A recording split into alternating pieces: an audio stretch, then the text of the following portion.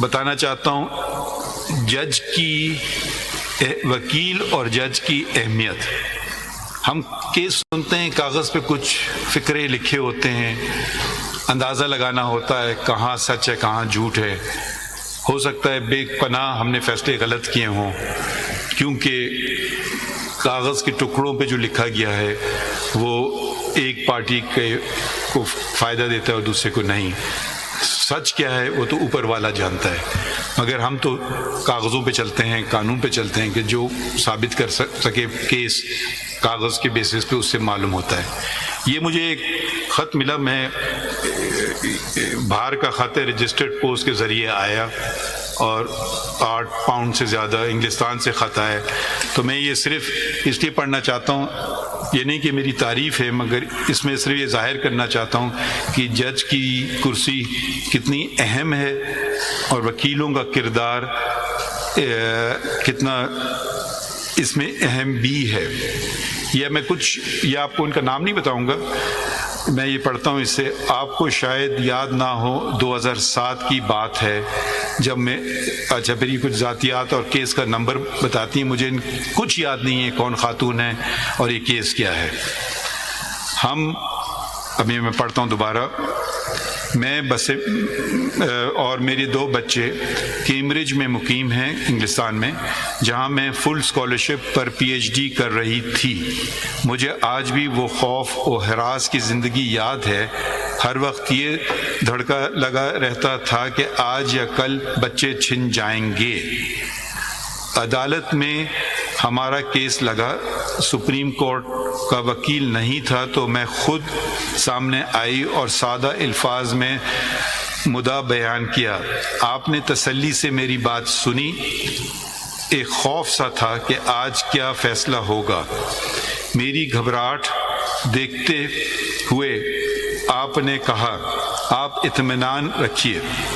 آپ نے فیصلہ لکھا. یہ وہ فیصلہ ہے جو آج تک میرے اور میرے بچوں کے سروں پر ڈھال بن کر کھڑا رہا. میں نے نہ صرف کیمبرج یونیورسٹی سے ایجوکیشن میں PhD حاصل کی، بلکہ 2 سال وہاں پڑھانے کے بعد 2021 سے آکسفورڈ یونیورسٹی میں بطور سینئر لیکچرر فائز ہوں. میری بیٹی، نام نہیں بتاؤں گا، اس سال یونیورسٹی شروع کرے گی. وہ وکیل بننا چاہتی ہے. میرا بیٹا اگلے سال A-لیولز کرے گا. وہ سافٹ ویئر انجینئرنگ کرنا چاہتا ہے. ہم اکثر مل کر آپ کی عدالت کے بارے میں باتیں کرتے ہیں اور میں بچوں کو کہتی ہوں کہ قابل، ایماندار اور خدا ترس انسان نہ صرف اپنے لیے بلکہ ہر اس زندگی کے لیے کامیابی کا باعث بنتے ہیں جن کا گزر ان کے راستوں سے ہو. پشاور کی گلیوں بریکٹ میں لکھا ہے میرا آبائی شہر سے نکل کر آکسفورڈ تک کا سفر مشکل تو تھا. ہر آپ جیسے ایماندار منصفین کی مرہون منت بخوبی طے ہوا. تو یہ میرے خیال میں میں نے کوئی خاص بات نہیں کی. یہ ہمارا فرض ہے، اسی لیے ہمیں انتخاب کیا جاتا ہے. اور میں جو اس خطوط میں، یہ آپ کے لیے نہیں ہے، یہ اگر میرے ڈسٹنگوش کلیگز کے لیے ہے، اور یہ گزارانہ بات ہے، کوئی ریچ یہ بات نہیں کر رہا ہے یا افریدی صاحب، تو تھوڑا خیال رکھیے گا. آپ سب کا شکریہ ادا کرنا چاہتا ہوں کہ آپ آئے اس تقریب میں. پھر میں بالخصوص چیف جسٹس ڈیزگنیٹ جسٹس یحییٰ افریدی صاحب کا شکریہ ادا کرنا چاہتا ہوں، اور اپنے دیگر ساتھیوں کا، ججز کا، سپریم کورٹ شریعت اپیلیٹ بینچ کے معزز ججز، ان کا شکریہ ادا کرنا چاہتا ہوں. اور اٹارنی جنرل صاحب کا، جو انہوں نے میرے متعلق باتیں کہیں. پھر فاروق نائک صاحب، vice chairman Pakistan bar council کا، اور شہزاد شوکت صاحب کا، صدر سپریم کورٹ بار ایسوسی ایشن. آپ کا تہہ دل سے شکریہ. اور مجھے یقین نہیں آ رہا ہے. شکر ہے کہ میری اہلیہ آج موجود ہیں، کیونکہ انہوں نے یہ باتیں سنی، کیونکہ میں ان کو کہتا کہ میری تعریف ہی تو ان کو کوئی اس پہ اعتبار نہیں کرتی.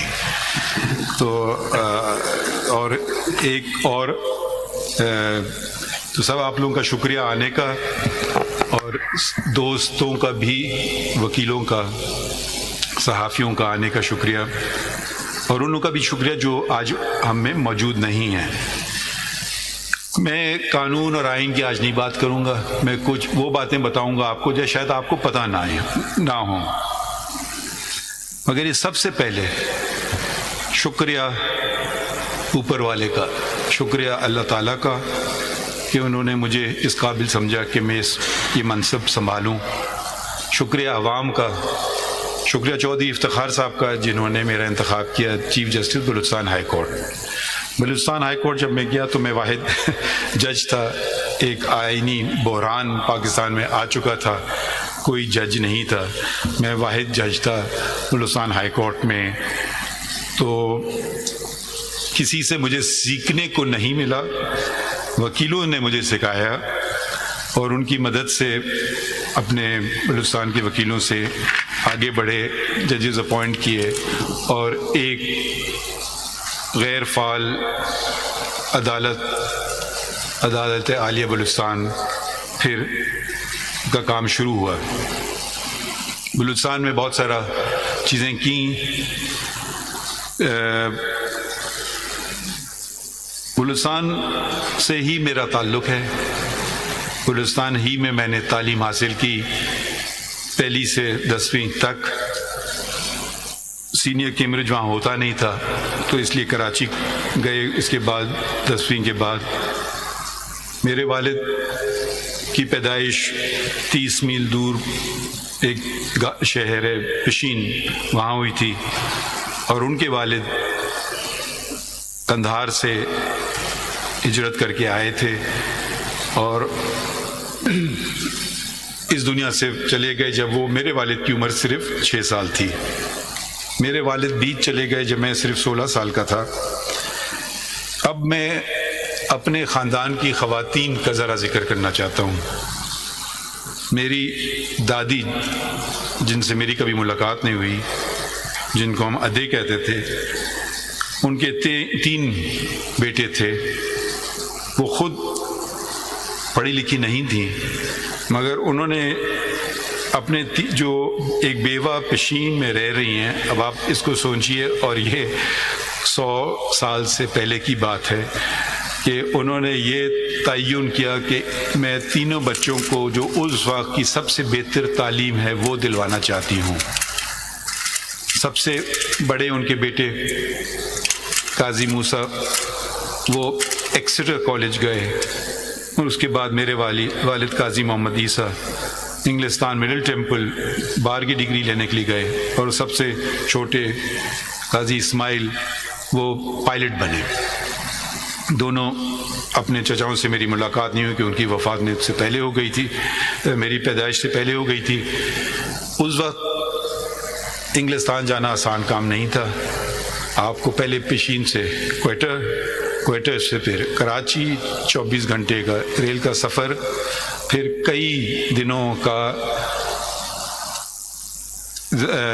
سمندر کا سفر جو آپ کو لے جاتا انگلستان. تو میرے والد بلوچستان میں پہلے بیرسٹر تھے، اور میں بھی اسی جگہ سے میں نے اپنی بار کی جہاں سے انہوں نے جس کا انتخاب کیا تھا. 4 انڈز آف کورٹ ہیں. مڈل ٹیمپل کا نام کم سنا جاتا ہے پاکستان میں، تو میں بھی مڈل ٹیمپل میں گیا. میرے والد پہلے بلوچستان کے بیرسٹر تھے، اور میری بیٹی پہلی خاتون تھیں جو مڈل ٹیمپل سے جن نے بار کیا، اور میں نے بھی، ہم 3 جنریشن ایک ہی ان سے ہم نے انہوں نے کیا. بلوچستان میں بہت ساری چیزیں کی. اس سے پہلے جب میں نے کہا خواتین کا اپنا ذکر کروں، میری والدہ نے مجھے کہا، ایک ہی نصیحت دی آپ ڈگری کر لو, اس کے بعد جو مرضی کرو. تو ڈگری جیسی مجھے ہاتھ میں آئی بار کی, ساتھ ساتھ میری شادی بھی ہو گئی.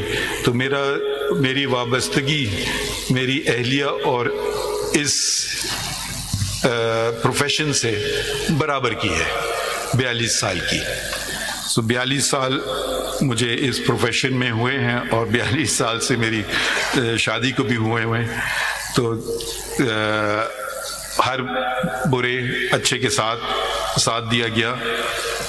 چیف جسٹس اس وقت افتخار محمد چودھری صاحب نے اپنے رجسٹرار کے ذریعے ڈاکٹر فقیر محمد کے ایک دن فون آیا کہ آپ کو چیف جسٹس صاحب بلا رہے ہیں. تو میں نے سمجھا پتہ نہیں خیریت کیا بات ہوئی, کیونکہ میں اس وقت انگریزی کے اخبار میں لکھتا تھا. تو میں نے کہا شاید کچھ ناگزیر لگا ہو, تو شاید مجھے کوئی ڈانٹا پڑھنے کے لیے. تو میں نے ریٹرن ٹکٹ بک کیا اسی دن کا کہ واپس آ جاؤں گا.